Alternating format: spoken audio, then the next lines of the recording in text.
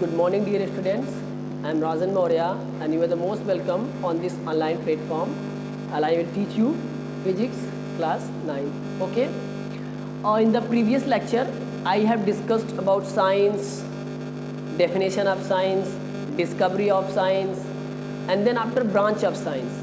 मतलब मैंने साइंस के बारे में आपको डिस्क्राइब किया था, कुछ नॉर्मल इंट्रोडक्शन दिया था कल के लेक्चर में कि साइंस में हम लोग को क्या क्या पढ़ना होता है, साइंस वर्ड की डिस्कवरी कैसे हुई थी, फिर साइंस को कितने भागों में हम लोग यहाँ बांट के पढ़ेंगे। तो मैंने बताया था कि साइंस को 3 भाग में हम लोग बांट देंगे क्लास 9th में या 10th में। वो 3 पार्ट कौन कौन था? Physics, chemistry, bio. ठीक है, तो फिजिक्स, केमिस्ट्री, बायो में मैंने तीनों के बारे में बता दिया था कि फिजिक्स में क्या पढ़ना है, बायो में क्या पढ़ना है, केमिस्ट्री में क्या पढ़ना है, इनके फादर कौन होते हैं, मदर कौन होते हैं, ये सारी चीज़ें मैंने पिछले लेक्चर में आपको बता दिया था। ठीक है, उसके बाद जो है आज के इस लेक्चर में मैं आपको फिजिक्स का पहला चैप्टर स्टार्ट करूंगा, और वो जो पहला चैप्टर आपका है उसका नाम क्या है? मोशन। तो यानी फिजिक्स का पहला चैप्टर आज आपका स्टार्ट हो रहा है और उसका नाम क्या है? मोशन, यानी यूनिट 1। ठीक है, आज से आपका पहला चैप्टर स्टार्ट है मोशन। ठीक है ना? अच्छा, ये जो मैं वीडियो पढ़ा रहा हूँ ये चीज़ जो है आप फाउंडेशन वाला बैच चल रहा है, उसमें भी जो क्लास 8th के स्टूडेंट हैं, जो क्लास 9th की प्रिपरेशन कर रहे हैं, उनके लिए भी है। ठीक ना? तो आप लोग ये मत सोचिए कि नहीं ये केवल क्लास 9th के लिए पढ़ाया जा रहा है। ये क्लास 9 CBSE या ICSE के लिए तो है ही, लेकिन साथ ही साथ यह video foundation batch class 8th के लिए भी है। ठीक है, क्योंकि क्लास 8th के जो बच्चे तैयारी कर रहे हैं वो क्लास 9th की तैयारी कर रहे हैं ना, RMS या RIMS सैनिक स्कूल जो फाउंडेशन बैच, जिसका टाइम टेबल 3 से 5 है। द्विवेदी सर का क्लास कल मिला था, कल मेरा साइंस का क्लास नहीं जा पाया था, थोड़ा टेक्निकल प्रॉब्लम के कारण रिकॉर्ड नहीं हो पाया था। ठीक है, तो आज आप लोग को साइंस का क्लास चल रहा है। जो भी चीज़ मैं पढ़ाता जाऊंगा उसको अच्छे से आप नोट्स बनाते जाइएगा, लेक्चर को पूरा अच्छे से सुनिए।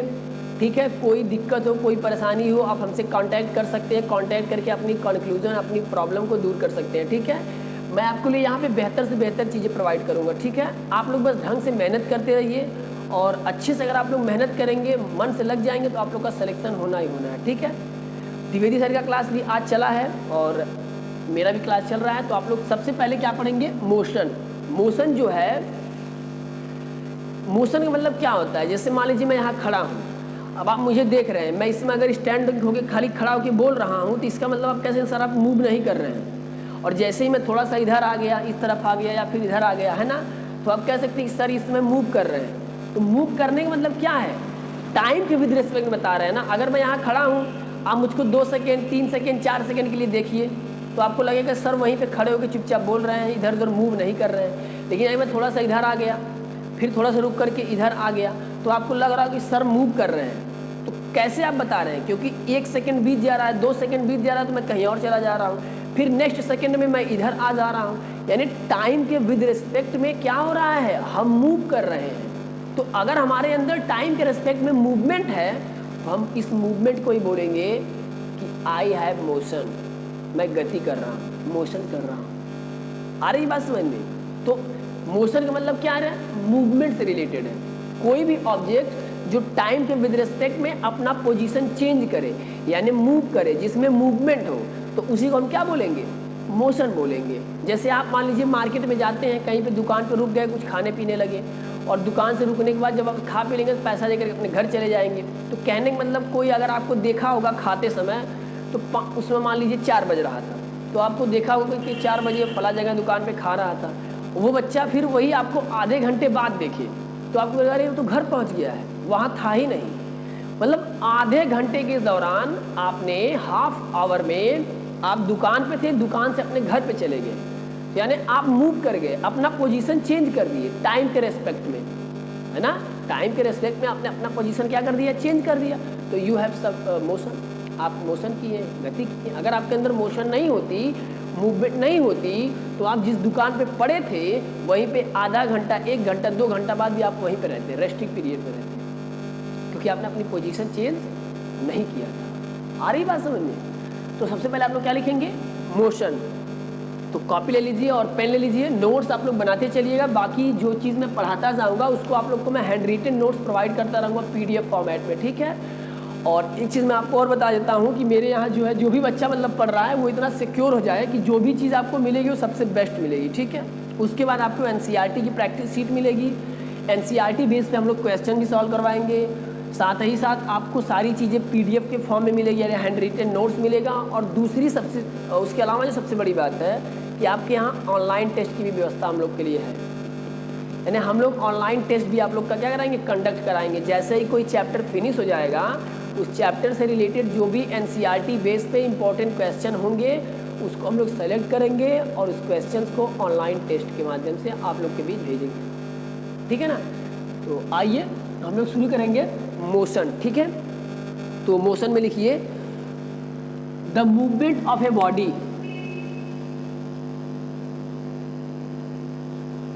The movement of a body, the movement of a body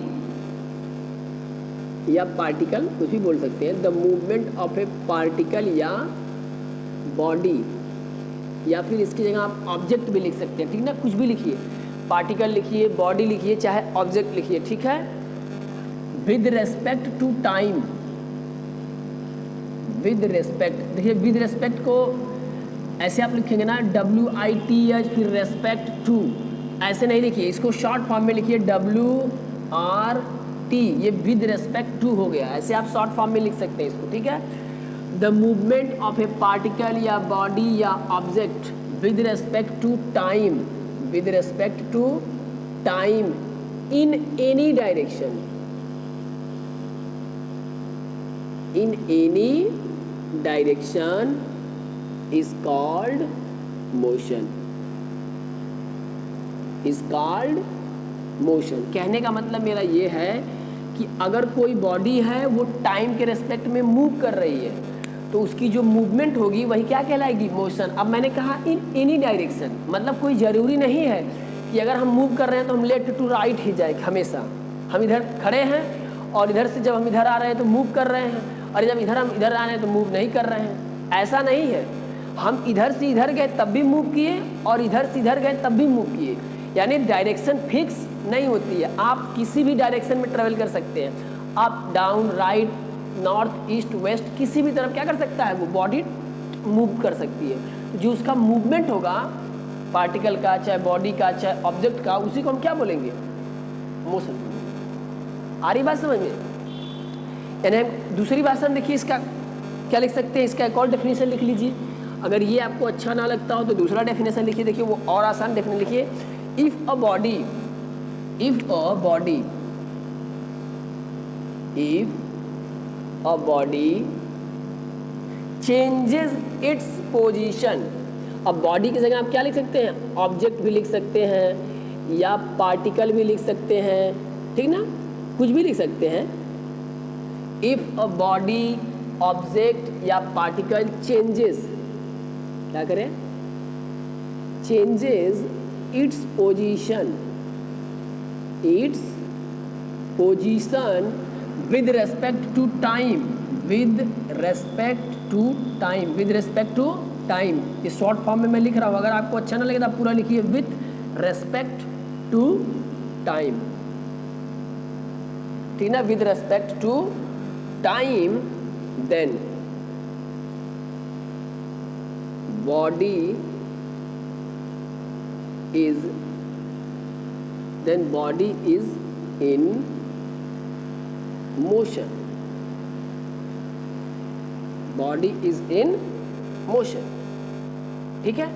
कहने का मतलब अगर कोई बॉडी है, ऑब्जेक्ट है, पार्टिकल है, वो अपनी पोजीशन चेंज कर रहा है, पोजीशन चेंज करने का मतलब ये तो ना मूव कर रहा है, जब तक वो मूव नहीं करेगा तब तक पोजीशन कैसे उसकी चेंज होगी। मैं इधर से उधर जा रहा हूँ कैसे, मैं तो मूव कर रहा हूँ पहले ना, अगर मैं मूव नहीं करता तो मैं एकदम यहीं पे खड़े रह जाता, है कि नहीं। तो कहने का मतलब अगर मूवमेंट रहेगा तभी जो है पार्टिकल में या बॉडी में पोजीशन में चेंज आएगा। तो आप इसको याद रखिए चाहे इसको याद रखिए, दोनों डेफिनेशन सेम सेम है, दोनों आसान है, ठीक है। मोशन समझ में आ गया होगा, ठीक है। अब आगे हम लोग बात करेंगे टाइप्स ऑफ मोशन, मतलब टाइप्स ऑफ मोशन, मोशन कितने प्रकार की होती है, टाइप्स ऑफ मोशन।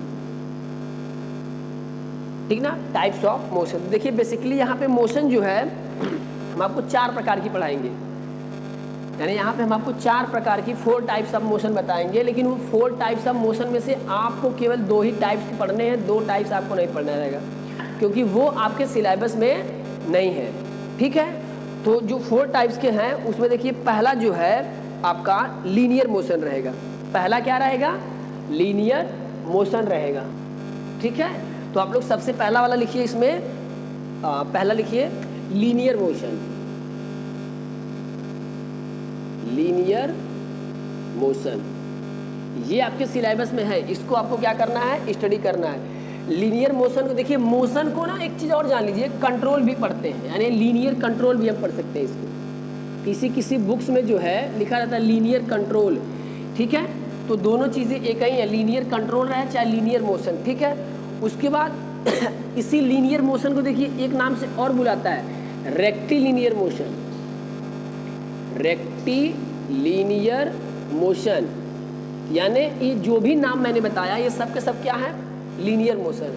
तो आपके सिलेबस में ये चीज़ है और आपके किताब में इनमें से कुछ भी लिखा हो तो आप समझिए हम किसकी बात कर रहे हैं? लीनियर मोशन की बात कर रहे हैं। ठीक है, चलिए दूसरा टाइप देखिए, जो दूसरी आपको मोशन पढ़नी है वो है सर्कुलर मोशन। दूसरा क्या है? Circular motion. Circular motion, circular motion का देखिए जो दूसरा नाम होता है रोटेटरी मोशन, रोटेट करना, घूमना। ठीक ना, रोटेटरी मोशन। अलग अलग बुक्स में अलग अलग नाम दिया रहता है, इसलिए मैं दोनों तीनों चीज़ें आपको बताते चल रहा हूँ ताकि कोई बच्चा ये ना कहे सर मेरे किताब में ये लिखा था, मेरे बुक्स में ये लिखा था। ठीक ना, ये कुछ भी लिख सकता है। आपको ये जानना है कि सर्कुलर मतलब क्या होता है? एक सर्किल पे घूमना, राउंड करना, रोटेट करना। तो सर्कुलर मोशन का दूसरा नाम क्या हो जाएगा? Rotatory motion. ठीक है, अच्छा तीसरा जो आपका मोशन होगा वो तीसरा मोशन देखिए क्या होगा? Periodic motion. ठीक है, क्या होगा? पीरियोडिक मोशन, ये तीसरा टाइप हो गया। और जो चौथा टाइप होगा आपका वो देखिए, चौथा टाइप लिख लीजिए आप लोग, ऑसिलेटरी मोशन, ऑसिलेट करना। ठीक है, ऑसिलेटरी मोशन। इन 4 टाइप्स की जो मोशन मैंने आपको बताए हैं, इन 4 टाइप्स की जो मोशन होती है इसमें से केवल आपको पहला और दूसरा पढ़ना है आपके सिलेबस में, चाहे वो क्लास 9th का स्टूडेंट हो, चाहे RMS, सैनिक या RIMS, जो भी फाउंडेशन बैच के बच्चे क्लास 9th के लिए अपनी प्रिपरेशन कर रहे हो। फिलहाल में वो क्लास 8th में होंगे, लेकिन वो क्लास 9th के लिए क्या कर रहे होंगे? अपनी प्रिपरेशन कर रहे होंगे फाउंडेशन बैच में। तो उनके लिए भी ये चीज़ पढ़नी है आपको, रेक्टिलिनियर मोशन या लीनियर मोशन और सर्कुलर मोशन, ये दोनों आपके सिलेबस में है। ये वाला आपके सिलेबस में नहीं है, यानी आप इसको नहीं पढ़ेंगे। ये सिलेबस में आगे कहाँ मिलेगा? जब आप 11th 12th इंटरमीडिएट में जाएंगे तब इसको आप पढ़ेंगे। ठीक ना, तो आप अभी फिलहाल 2 टाइप्स की पढ़ेंगे। तो मोशन और टाइप्स ऑफ मोशन आपको क्लियर हो गया होगा। कोई दिक्कत है तो नीचे कमेंट बॉक्स में वीडियो के नीचे ऑप्शन बना है, वहाँ पे कमेंट करिए कि सर मुझे ये चीज़ फिर से बताइए। जो बच्चे हमारा कल का लेक्चर नहीं देख पाए हैं, चाहे वो फाउंडेशन बैच के हो चाहे क्लास 9 के हो, वो लेक्चर हमारा कल का जरूर देखिए, क्योंकि कल वाली टॉपिक में जो है हमने बेसिक से स्टार्ट किया था। साइंस की डेफिनेशन बताया, साइंस का इंपॉर्टेंस बताया, फिर साइंस को कितने भागों में बांट के पढ़ना है, फिजिक्स केमिस्ट्री बायो में क्या क्या चीज़ पढ़ना है, ये सारी चीज़ें मैंने बताया था। और फिर फिजिक्स केमिस्ट्री बायो के मदर कौन है, फादर कौन है, साइंस की मदर फादर कौन है, ये सारी चीज़ें मैंने कल बताया था। आपको स्क्रीनशॉट लेना हो तो ले लीजिए, क्योंकि मैं इरेज करने जा रहा हूँ। डेली का डेली नोट्स बनाइएगा। उसके बाद मैं हैंड रिटन नोट्स भी आपको ग्रुप में भेजता रहूँगा, लेकिन खुद का अपने हैंड से भी आप लोग को क्या बनाना है? हैंड रिटन नोट्स आपका बनाना है। ठीक है, तो अगली हेडिंग आप लोग लगा लीजिए डिस्टेंस। नेक्स्ट हेडिंग क्या रहेगी आपकी? डिस्टेंस रहेगी। ठीक है, यानी अब हम लोग डिस्टेंस के बारे में पढ़ेंगे। यानी नेक्स्ट हेडिंग क्या है? डिस्टेंस। डिस्टेंस देखिए, जैसे आप लोग बाइक वगैरह लेकर के ट्रेवल करते रहते हैं, स्कूटी वगैरह, या जिनके पास बाइक है बाइक से ट्रेवल करते हैं, तो आपके बाइक में एक मीटर लगा होता है। जब आप ट्रेवल करते हैं, गाड़ी से चलते हैं, तो आपका मीटर बताता है कि आप 1 मीटर 2 मीटर 4 मीटर या 100 मीटर 1 किलोमीटर 2 किलोमीटर आप चले हैं। वो कैसे बताता है? कभी आपने सोचा है? जानिए, उसको समझिए। जैसे होता क्या है कि आपकी गाड़ी में जो मीटर फिटेड है, जब आप चलते हैं तो चलने के कारण आपकी पोजीशन में चेंज आती है। पोजीशन में चेंज आने का मतलब आप पाथ को ट्रेवल करते हैं। आप सड़क से जाएंगे, चाहे किसी गली से जाएंगे या किसी हाईवे से जाएंगे, तो वो एक रास्ता है, वो पाथ है, और उस पाथ पे आप ट्रेवल करेंगे। और अगर पाथ पे ट्रेवल करेंगे तो उसकी लेंथ तो होगी ना, उसकी कोई लेंथ होगी ना, लंबाई होगी ना, 2 मीटर, 5 मीटर, 1 किलो, 2 किलोमीटर, उसकी लंबाई लेंथ फिक्स होती है। तो वो जो लेंथ होती है, लेंथ के अकॉर्डिंग जो है आपका मीटर उसको ऑब्जर्व कर लेता है और वो फिर बता देता है कि आप 2 किलोमीटर, 4 किलोमीटर या 5 किलोमीटर चले हैं। तो मेरे कहने का मतलब ये है कि अगर लेंथ का यानी पाथ का अगर हमें लेंथ पता चल जाए तो हम बता सकते हैं कि हम डिस्टेंस कितना ट्रेवल किए हैं। तो जो डिस्टेंस होता है ना, it is the measurement of the length of the path travelled by a body. यानी किसी बॉडी द्वारा जो पाथ ट्रेवल किया जाता है उसकी जो लेंथ होती है उसी को हम क्या बोलते हैं, डिस्टेंस बोलते हैं। आ रही बात समझ में? तो इसके डेफिनेशन में लिखिए कि the length of a path, the length of a path, ठीक है, ट्रेवल्ड बाई अ बॉडी या ऑब्जेक्ट। बॉडी की जगह क्या लिख सकते हैं, ऑब्जेक्ट, चाहे पार्टिकल, कुछ भी लिखिए, आपके दिमाग में होना चाहिए कि मैं एक चीज़ की बात कर रहा हूँ, चाहे बॉडी रहे, चाहे ऑब्जेक्ट रहे, चाहे पार्टिकल रहे, ठीक ना। The length of a path travelled by a body, particle या ऑब्जेक्ट इज कॉल्ड या इज नोन एज क्या, डिस्टेंस। यानी जो भी पाथ आप ट्रेवल करेंगे उसकी जो लेंथ होगी वही क्या कहलाएगा, डिस्टेंस होगा। अच्छा, एक चीज़ और जानिए, जैसे आप लोग बाइक लेके निकलते हैं तो क्या आप किसी भी दिशा में चले जाते हैं, किसी भी डायरेक्शन चले जाते हैं, क्या आप किसी से बताते हैं कि नहीं मैं इधर जा रहा हूँ, उधर जा रहा हूँ, इधर जा रहा हूँ? ऐसा आप कभी नहीं डिनोट करते हैं। कहने का मतलब जो डिस्टेंस होता है उसमें केवल और केवल क्या पाया जाता है, मैग्नीट्यूड पाया जाता है। क्या पाया जाता है, मैग्नीट्यूड पाया जाता है। इसमें डायरेक्शन नहीं होती है, यानी डायरेक्शन नहीं होती है, मैग्नीट्यूड होता है। तो आप लोगों को मैं एक चीज़ बता दूं, आप लोग स्केलर और वेक्टर क्वांटिटी पढ़ेंगे, ठीक है। स्केलर क्वांटिटी में देखिए क्या होता है कि स्केलर क्वांटिटी वो क्वांटिटी होती है जिसमें मैग्नीट्यूड पाया जाता हो लेकिन वेक्टर ना पाया जाता हो, डायरेक्शन ना पाया जाता हो, ठीक है। और वेक्टर क्वांटिटी उसे कहेंगे, वेक्टर क्वांटिटी उसे कहेंगे जिसमें मैग्नीट्यूड भी हो और साथ ही साथ डायरेक्शन भी हो। यानी अगर हम वेक्टर क्वांटिटी की बात करेंगे तो हम कहेंगे कि हम नॉर्थ ईस्ट में जा रहे हैं या ईस्ट में जा रहे हैं, वेस्ट में जा रहे हैं, ठीक है। यानी वहाँ पे हम सब कुछ बताएंगे। लेकिन डिस्टेंस जो होती है इसमें पता नहीं चलता है कि हमारा किस डायरेक्शन में लेंथ मेजर किया जा रहा है, यानी किस डायरेक्शन में वो पाथ गया हुआ है। यानी हम जब भी डिस्टेंस की बात करेंगे तो केवल और केवल मैग्नीट्यूड की बात करेंगे। तो अगर केवल इसमें मैग्नीट्यूड होगा तो इसका मतलब आप कह सकते हैं sir distance is a scalar quantity,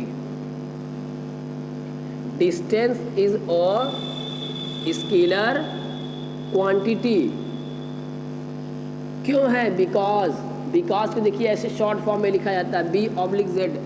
because की स्पेलिंग क्या होगी, BAUCSE, बिकॉज। लेकिन अगर कहीं पे B/Z बना हो तो आप समझ जाइए वो शॉर्ट फॉर्म में क्या लिखा हुआ है, बिकॉज लिखा है, ठीक है। तो distance is a scalar quantity because it has only magnitude, not direction. Direction इसमें नहीं होती है। आ रही बात समझ में?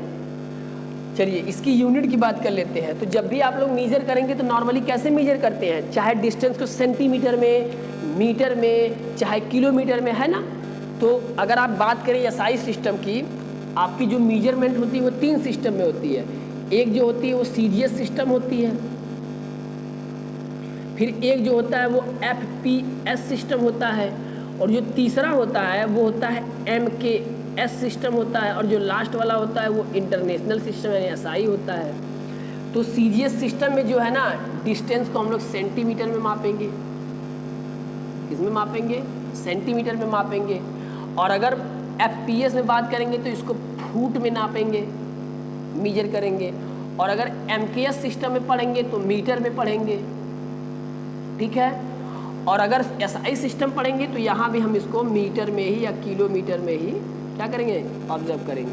तो जब भी हम यूनिट की बात करें तो आप समझ जाइएगा कि सर हमेशा MKS चाहे इंटरनेशनल सिस्टम की बात कर रहे हैं, हम बार बार आपको ये नहीं कहेंगे कि एमकेएस सिस्टम में इसका यूनिट ये होता है या एसआई सिस्टम में इसकी यूनिट ये होती है। नहीं, आप समझ जाइएगा कि सर ये एमकेएस या एसआई की बात कर रहे हैं। अगर हम इसकी बात करेंगे तो हम वहाँ बोलेंगे कि in the CGS system the unit of distance is centimetre, in the FPS system the unit of distance is foot. But if I am saying that the unit of distance is meter, then you will confirm that I am describing या I am talking about MKS और SI system.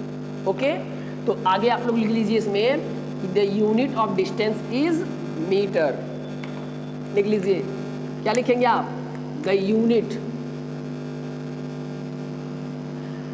the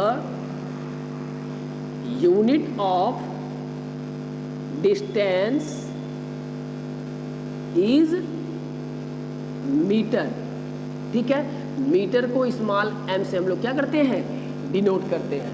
ठीक है, तो ये हमारी क्या थी, distance की थी। डिस्टेंस एक स्केलर क्वांटिटी है क्योंकि इसमें केवल मैग्नीट्यूड होता है, वेक्टर नहीं होता, डायरेक्शन नहीं होती है। इसकी यूनिट क्या होती है, मीटर होती है। और यह होता क्या है, किसी पाथ का लेंथ होता है। आप लोग नेक्स्ट हेडिंग लगा लीजिएगा, डिस्प्लेसमेंट। ठीक है, डिस्प्लेसमेंट यह भी डिस्टेंस से रिलेटेड टॉपिक है, लेकिन यह थोड़ा उससे अलग है। अभी मैं आगे आपको बताऊंगा कि डिस्प्लेसमेंट जो है यह एक वेक्टर क्वांटिटी है। तो आज के लेक्चर में बस इतना ही। आप लोग इसको अच्छे से पढ़िए, नोट्स बनाते रहिए। फिर मेरा कल क्लास शुरू होगा सेम टाइम 3 से 4 के बीच में जो है आपको द्विवेदी सर पढ़ाएंगे फाउंडेशन बैच में, और उसके बाद 4 से 5 में जो है मेरा साइंस का लेक्चर आपको मिलेगा और हिंदी का लेक्चर मिलेगा। ठीक है, तो साइंस और हिंदी मैं आपको पढ़ाऊंगा, बाकी GK, GS, reasoning, English, math वगैरह जो है आपको सब द्विवेदी सर पढ़ाएंगे। ठीक है, एडमिशन की प्रक्रिया के लिए द्विवेदी सर ने आपको बता ही दिया है। सबसे पहले आपको क्या करना पड़ेगा, रजिस्ट्रेशन कराना पड़ेगा। रजिस्ट्रेशन कराने के लिए आप इस व्हाट्सएप नंबर पे 95 59 50 32 11 इस पर आप मैसेज करेंगे कि सर अपना नाम लिख के बताइएगा कि सर मैं क्लास 10th में या 9th में या फाउंडेशन बैच में एडमिशन कराना चाहता हूँ, रजिस्ट्रेशन कराना चाहता हूँ। तो यहाँ आपको सारी डिटेल मिल जाएगी। या अगर इस नंबर पे आपको कॉल कर सकते हैं, या अगर मान लीजिए इस नंबर से मैसेज रिप्लाई नहीं किया तो आप दूसरे नंबर पे भी मैसेज कर सकते हैं 98 89 45 2800। ठीक ना, इस नंबर, ये द्विवेदी सर का नंबर है और ये मेरा नंबर है। आप इन दोनों में से किसी भी नंबर पे संपर्क कर सकते हैं और रजिस्ट्रेशन के लिए आप जान सकते हैं। ध्यान दीजिए, आज का लेक्चर मेरा जो है अभी फ़िलहाल कुछ बच्चे ऐसे हैं, रजिस्ट्रेशन बहुत कम लोग कराए हैं, तो इसलिए ध्यान दीजिए कि 2-3 दिन का लेक्चर आपको मिलेगा। उसके बाद वो लेक्चर उन्हीं लोगों के पास मिलेगा, यानी क्लास वही अटेंड कराएंगे जिनका रजिस्ट्रेशन हो पाएगा। जिनका रजिस्ट्रेशन नहीं रहेगा ना, वो लोग क्लास फिर क्या करेंगे, अपना मिस करने लगेंगे। रजिस्ट्रेशन फीस ओनली 150 रुपीज़ है। ठीक है, यानी 150 रुपये रजिस्ट्रेशन की फ़ीस है। बाकी एडमिशन की प्रक्रिया के लिए द्विवेदी सर ने आपको बताया है कि फाउंडेशन बैच में आपको RMS, RIMS, सैनिक, मिलिट्री, फिर उसके बाद गुरुकुल कुरुक्षेत्र, हर एक मतलब यहाँ एंट्रेंस एग्जाम की कंपटीशन की तैयारी काफ़ी बेहतर तरीके से कराई जाती है। और आप लोग जानते भी होंगे, चाहे पेरेंट्स हों चाहे स्टूडेंट्स हों, कि पिछले बैचेस से हमारे यहाँ से भी बच्चे कई सेलेक्ट हुए हैं। ठीक है, तो मुझे उम्मीद है कि आप लोग भी इस बार मेहनत करिए, और इस बार भी मैं गारंटी देता हूँ कि आप लोगों में से ज़रूर सेलेक्ट होंगे कुछ ना कुछ, 2 4 10 लोग। लेकिन डिपेंड करता है आप लोग मेहनत कितनी कर रहे हैं। ये इतना आसान मत समझिएगा। हम लोग पूरी तरह से मेहनत करेंगे आपके साथ, लेकिन हम लोगों के साथ साथ आपको भी मेहनत करना है। कोरोना कारण आप लोग जान रहे हैं कोचिंग बंद चल रही है, इसलिए आप लोग घर पे रहिए, अच्छे से पढ़िए। हम लोग आपके लिए मेहनत यहाँ कर रहे हैं। तो आप लोग का बस एक छोटा सा काम है कि रजिस्ट्रेशन करा लीजिए। फीस द्विवेदी सर ने बताया हुआ है, वो अपना फीस पेमेंट कर सकते हैं। पैसा आप लोग ऑनलाइन भी दे सकते हैं, ऑफलाइन भी दे सकते हैं। ऑनलाइन पेमेंट के लिए जब आप रजिस्ट्रेशन कराएंगे तो वहाँ पे ऑप्शन दिया है, अकाउंट नंबर, IFSC कोड वगैरह है, या फ़ोन पे, गूगल पे, पेटीएम, मम्मी पापा से आप पूछ लीजिएगा। अगर कोई चलाता है तो आप पैसा ट्रांसफ़र कर सकते हैं। या अगर आपको लगता है कि सर मैं ऑफलाइन दूंगा, तो आप 10 से 12 बजे के बीच में, मॉर्निंग में 10 बजे से लेकर 12 बजे के बीच में आप कोचिंग पे आकर के एक बार कॉल कर लीजिएगा कि सर मैं आपको फ़ीस देना चाहता हूँ, चाहे इस नंबर पे चाहे इस नंबर पे। आप जो है कोचिंग पे आकर के फ़ीस अपना जमा कर सकते हैं। ठीक है, तो उम्मीद करता हूँ कि आज की सारी चीज़ें आपको समझ में आ गई होगी। तो अब हम लोग फिर कल अपना क्लास लेकर मैं आप लोग के बीच में आऊँगा। तब तक के लिए आप सभी को bye bye, take care, thanks for the watching video.